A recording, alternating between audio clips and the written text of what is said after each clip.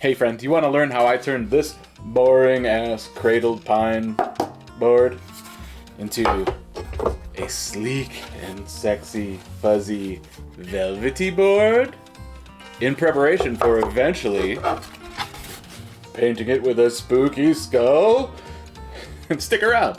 If not, don't. Alright, the first thing we're going to do is prepare the cradled board to have the velvet sticker stuck to it. Now, if you've seen any of my videos in the past, you know that I just hate to use these plain old pine cradled boards without zhuzhing them up a little bit. So what I'm going to do is paint it with Ultra Cover Premium Latex Bright Red from Rust-Oleum, just to give it some interest there on the back. This is a completely unnecessary step, but sometimes it do be like that. Seems to be some kind of little schmutz on the back here. I'll maybe edit that part out, or I won't. We'll see. Alright, so then I just apply this liberally.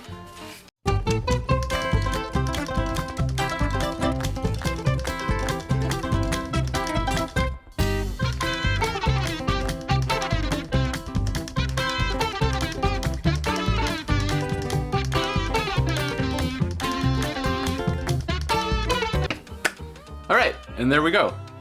I'll let that dry and then hit it to touch up a couple little spots where maybe I got fingerprints on it, manhandling it like I did.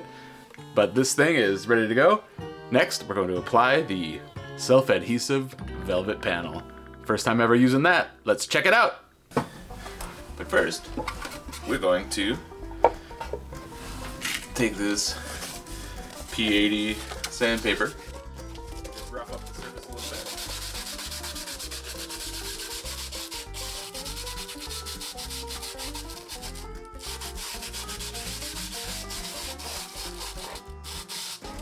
Just give the glue somewhere to adhere to. Afford a little bit of tooth.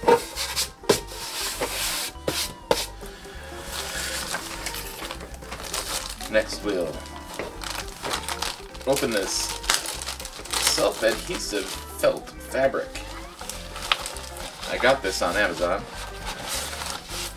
just to give it a shot. It's usually used for lining jewelry boxes and things like that, but I thought it might be a nice kind of low pile alternative to stretching actual velvet material over a frame. So I'm just gonna do a little like a so. Now what I wanted to do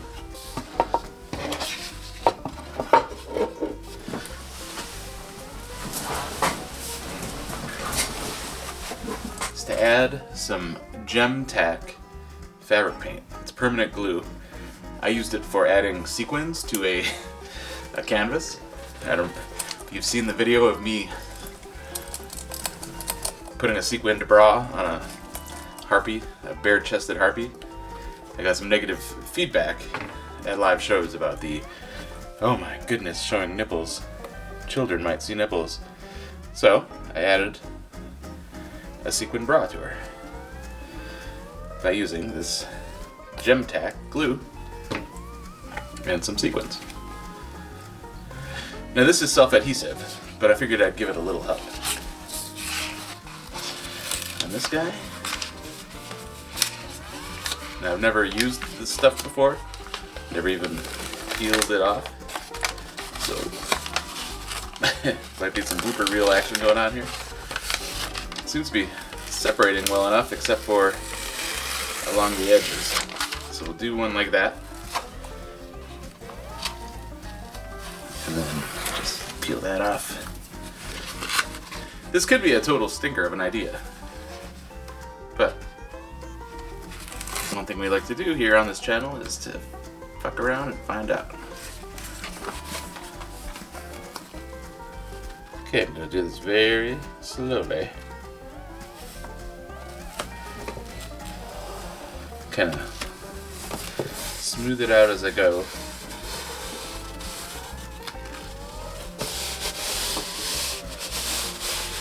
Hopefully that glue won't squish out too much on top. A little bit off on the corner there.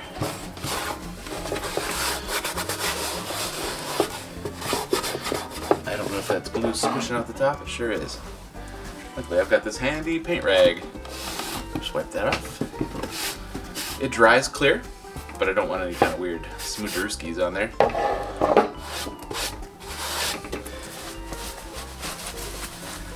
And then I have this Lido cut kit that has a built-in burnisher for making prints, and I'm just going to use that to burnish the glue.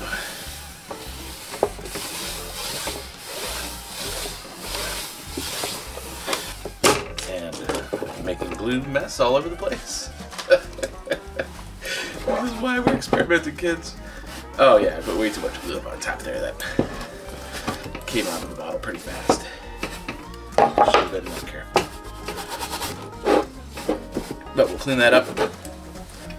Alright, that little corner there that's showing, I'm just going to use a trick I like to call hide the evidence. So there's a little black Sharpie. Just cover up that edge. Bob's your uncle, right? Hey, and that's it. It's just that easy. If you want to see the next steps where I actually paint this pretty picture, check out this video right here.